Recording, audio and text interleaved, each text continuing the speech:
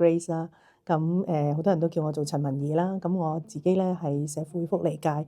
功能界別嘅立法會議員啦。喺唔同嘅領域啦，咁特別係喺復康啊、安老服務啊、樂齡科技嗰方面咧，其實都做咗好多唔同嘅政策嘅倡議，係去同一啲有困難啦或者有需要嘅人咧一齊去同行，將一啲弱勢社群嘅一啲嘅需要，又係帶到去立法會裏邊，而去令到政策上高有所改變嘅話咧，咁我相信咧，大家喺面對一啲困難嘅時候咧，都應該係會係容易一啲嘅。香港面對高齡化社會，市民一定好關心點樣去照顧好屋企人，得到適切嘅醫療，同埋保持自己嘅生活質素。我入到議會之後，一定係好希望可以推動跨界別合作，能夠同其他議員一齊建立好一個更加好嘅安全網，令市民生活得更加好。砌 LEGO 咧，其實都係對我嚟講咧，係一個由冇到有嘅經歷嚟嘅。由我去點樣揀嗰個 LEGO 每一塊，咁諗到有一個設計，跟住之後慢慢將佢組成一個自己好想見到一個畫面咧。咁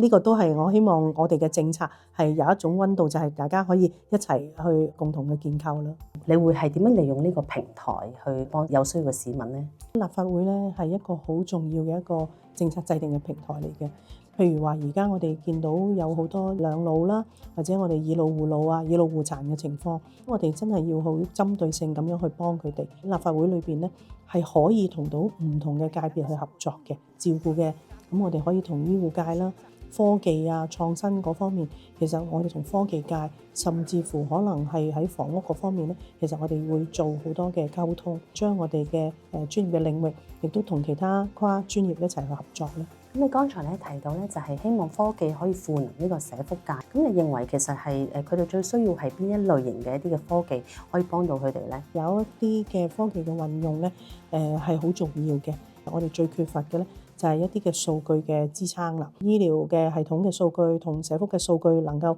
聯成，能夠可以去做一啲嘅數據庫、房屋啊，甚至乎一啲民生啊、交通啊，利用到 AI 咧，去幫我哋咧係分析咗數據啦，幫到我哋一啲服務嘅規劃啊等等啦。攞走嗰啲即係個人資料之後，對於我哋成個社會嗰個發展咧嚟講咧，嗰個數據係好重要嘅。社福界嗰個再出發咧，其實咧係好重要嘅關鍵咧，就係要我哋從一個補救嘅角度咧，係改變為一個投資嘅角度啦，要將我哋嘅服務咧係轉變為一個賦能嘅一個角度。呢一方面嘅改革咧，係會幫到我哋咧